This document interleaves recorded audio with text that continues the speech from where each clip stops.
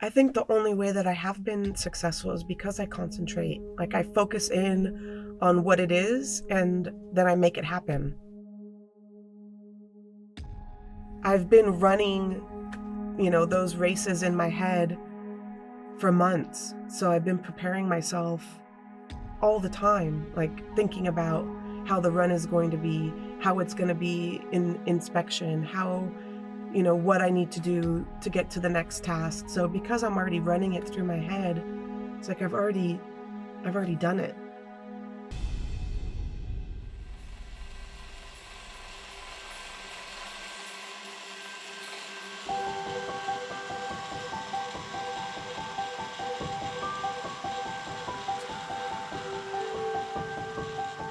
So what we like to say in the shop, something that Ralph taught me, is racing is all about disappointments, and it's how you deal with the disappointments.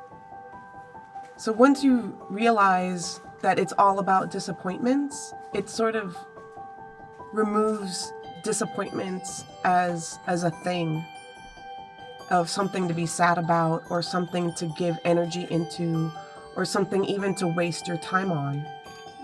Once you accept that it's gonna be all about disappointments, then the disappointments are easier to deal with.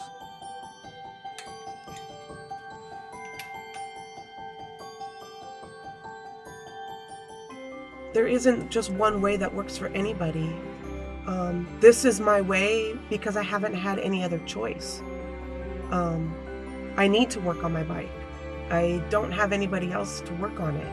So the other option of only being a rider has never been an option. It was like racing was something that I came to on my own.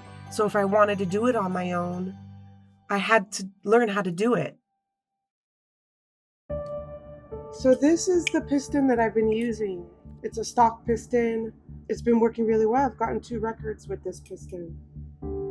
This piston comes from Fred Mork, and it's a racing piston for a CRTT race bike. You could see the pockets are bigger.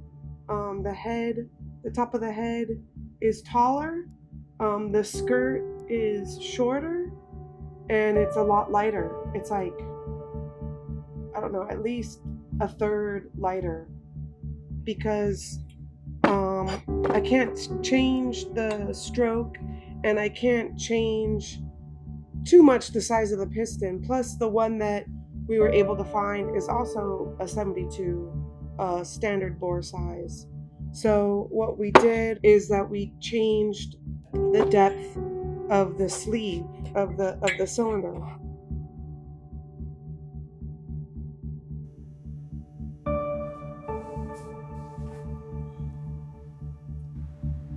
I don't really have a choice of any place else to be. It's like that's where I'm supposed to be. And so if I'm not there, it'll be disappointing. And I enjoy doing it. It's fun being in the shop. It's fun working on the bike. It's fun being on the salt and racing and being around other passionate people with the same interests. So I just do it because I have to do it.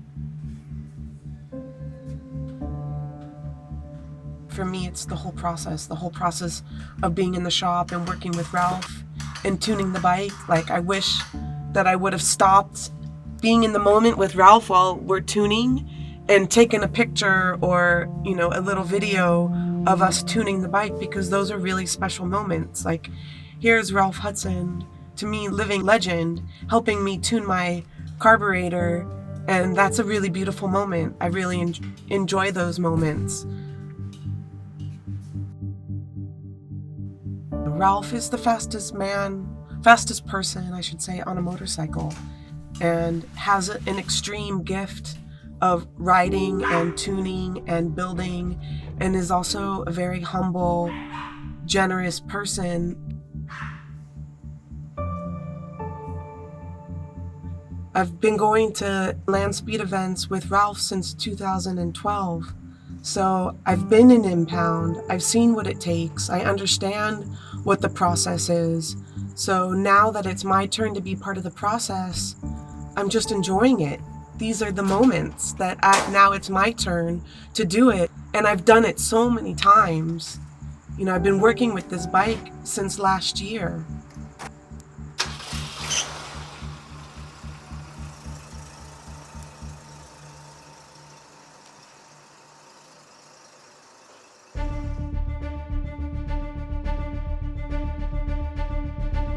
It's not just the salt, it's all these different elements combined to make a big experience.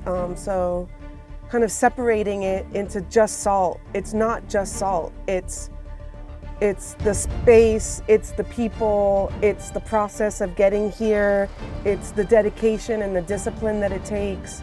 It's then arriving and really kind of performing and to do your best and kind of being one with the bike and making sure that all the elements of the bike are working together and you're working together and you're working with the salt. So, I mean, the feeling of being on the salt is bigger than that.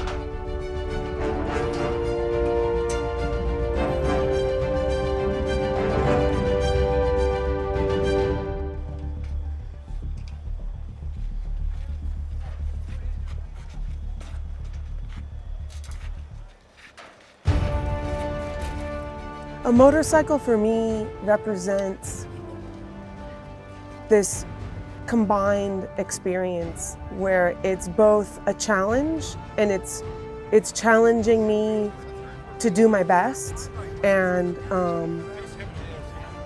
be the best person that I can be, but it's also teaching me things and teaching me things about myself. That it is just this object, but it sits here and it's communicating to me and kind of egging me on to like, we know that you can do this. I'm here to see what this little bike and I can do together. So it seems like, you know, the odds are in my favor, but you never know. You never know what's gonna happen on race day. That's tomorrow. The goal has been to make a record at 100 miles an hour. So for a 250 single cylinder modified push rod, that would be something to be really proud of. I've known Stacie about 3 years. I wanted to start riding and I was afraid of the guys going too fast. And so I found a woman who went too fast. I suppose I'm second in command because Smokey is the crew chief, officially. My role is very simple. I'm just a support person. So I pay attention to what Stacie needs and try to anticipate her needs.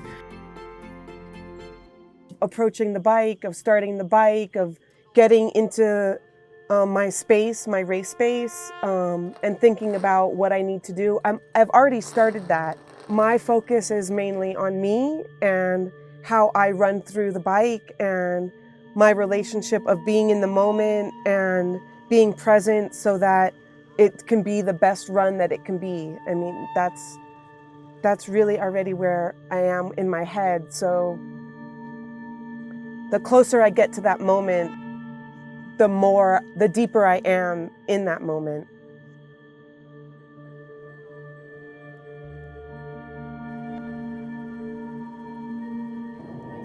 The record is really important to me because it is a sign of achievement that you've done something and you've done something really well. Being a part of an event that's 70 years old, being a woman that has built my own machinery. Yeah, it's a really big deal to be a part of that history.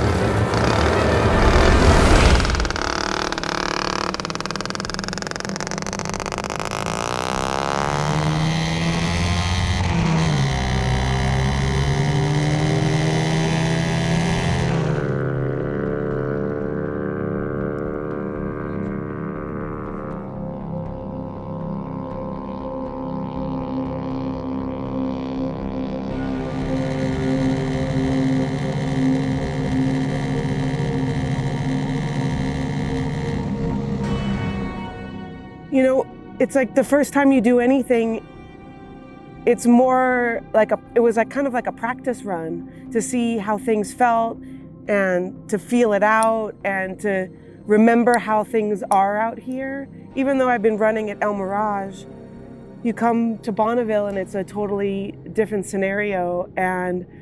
But it's really important to race your race, hit your marks, push yourself to your limits, and you're trying to get this number. Well, yeah, there's that number, but you're still racing against yourself and your performance. Because when you're out there, it's just you and the machine and doing the best that you can do. 87.668. Oh, right on. You go to impound. Great, thank you. You're welcome.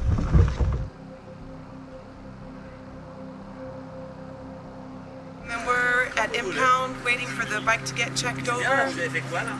It means that I qualified for a record, and then tomorrow morning I will be one of the first riders to go down the course, and then hopefully make a record. I have to back it up. I have to back up my speed in order to actually make a record. I was hoping that that was going to happen. Like I could already, even though I don't have a speedometer that functions properly, I could already feel that I was above 85 or 86. So I didn't need to push it as hard as I'll push it tomorrow.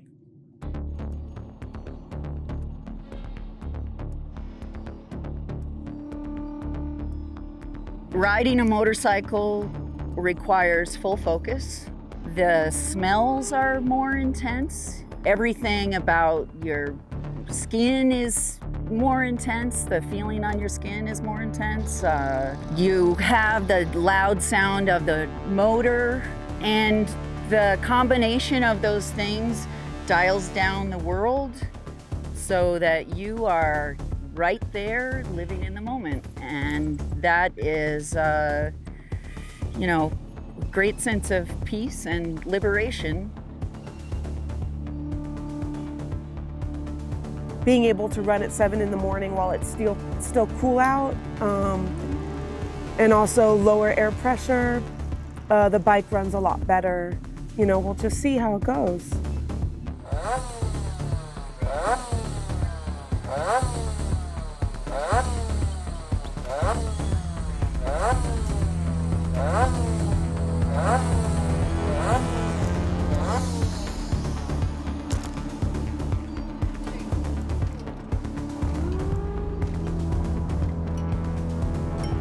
Stacie has very clear goals. She's got incredible serendipity happening for her. The sense that there's a larger force at play that is pushing Stacie is that's a nice space to be in. That's a nice energy to be around.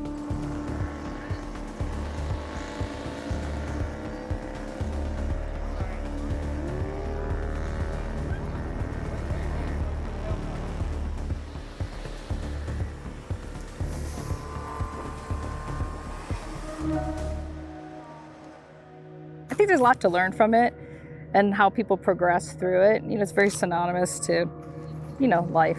For me, like the times that were things in life weren't easy and uncomfortable are like the best times I'll always remember. And I think for her, she obviously has a goal in mind, and achieving it makes a difference, but it definitely isn't about being easy. But I think that makes it more memorable and even more just intense in the end when you look back on it. I'm at the moment that I've been waiting for, going for my record run to back up my speed from yesterday, my qualifying speed, and now the bike's not starting. And I have to make my run during a certain period of time, or else I have to start over.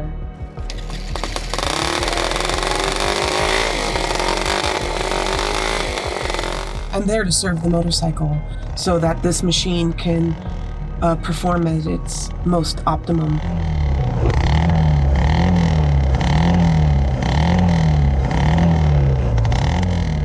It didn't roar to life like it usually does. It kind of just sort of like puttered on, and I was like, oh, okay, that's interesting.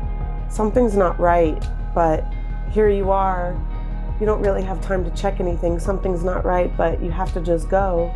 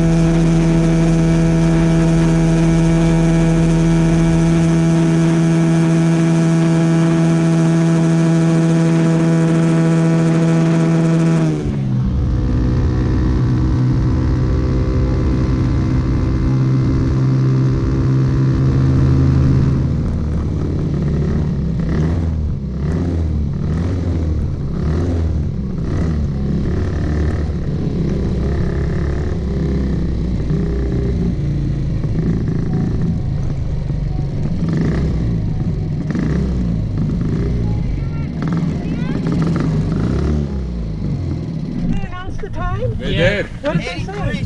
83 and change. Oh, okay. Good. So that's a record. Is it nice? Congratulations. Those two speeds averaged to making a record. And so that was the success. That was the goal. That was the success. And so we celebrated. Like, right, Smokey, we celebrated?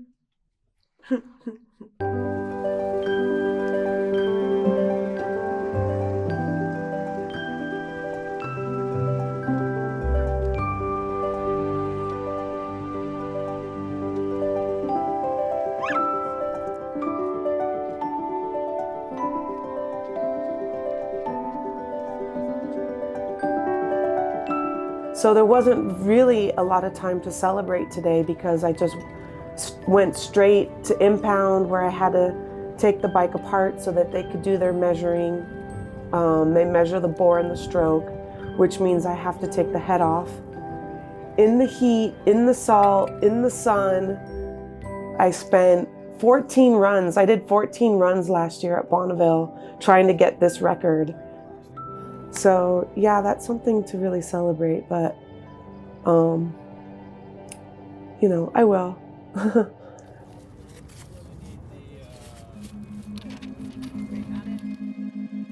So Triple Nickel, it really is my road racing bike.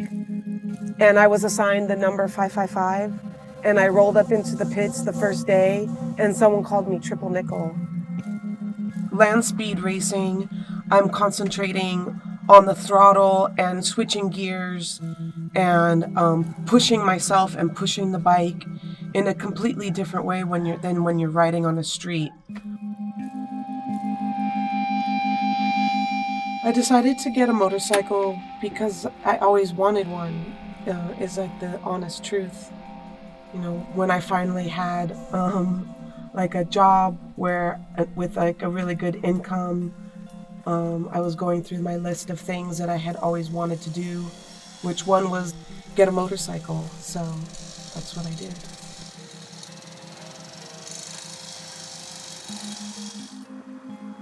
I met Stacie at a wine bar. I think we're just both into architecture, art, and things from the 50s and 60s. The art just passes down to the working on the motorcycle, and she's mechanical and she's smart all the way around, so she's not scared to just get into it, and she's super funny, and we just had some great laughs. I enjoy riding motorcycles more sort of where there aren't cars around, rather than being in traffic and commuting in the city. I realized, like, once I started racing, how fun it is to be able to kind of exceed the limitations of what a normal bike can do, and what I can do. Those are things that I wasn't anticipating. So that's also been super thrilling to be able to do that. I mean, I think that's the really fun part about riding motorcycles, is that even when you talk about motorcycles, there's all these different ways to do this one thing.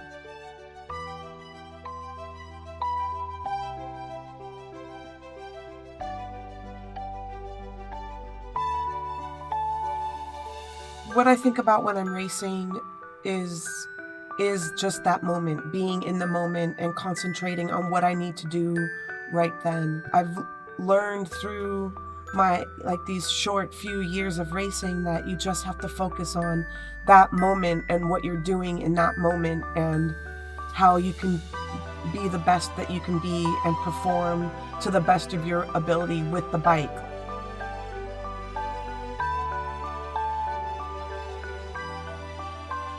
Every time you do a registration, you have to fill out an insurance form, and I hate it. I hate having to fill out that health insurance form, because that's the reminder of how dangerous it is that you're doing this, because yeah, it's dangerous, and I try not to think about how dangerous it is, because nothing bad is going to happen. So if nothing bad is going to happen, and I believe nothing bad is going to happen, so far nothing bad has happened.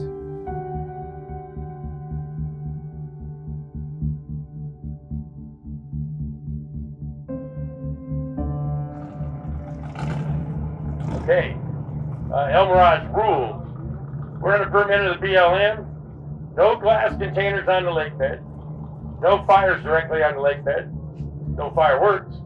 And leave the tortoises alone, if you ever find one. It's like every day I give myself a task of what I need to accomplish, and I focus in on that task and I make it happen. I focus on finishing this season and accomplishing the records that I'd like to achieve for this season.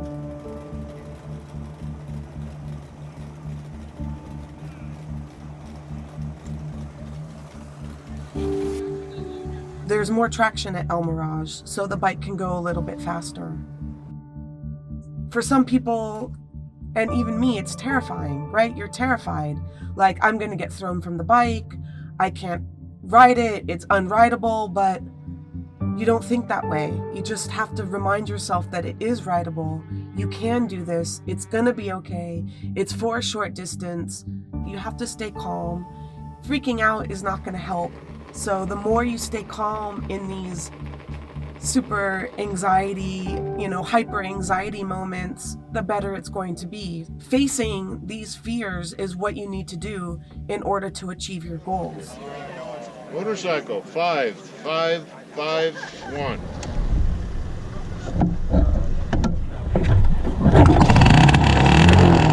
I just work at staying calm, like it's gonna be okay. The bike can handle it. You can handle it.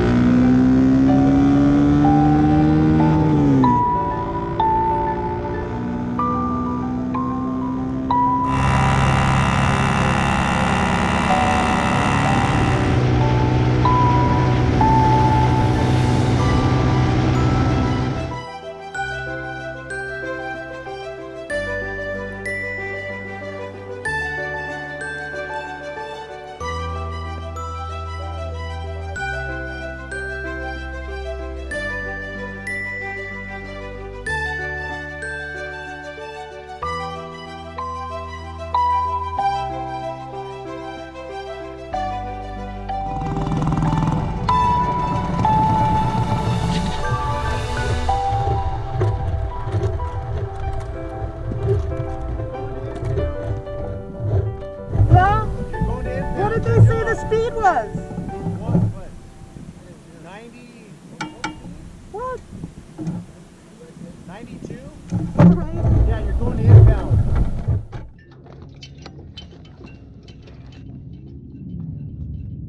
Friendship is somebody that's loyal and fun and trustworthy.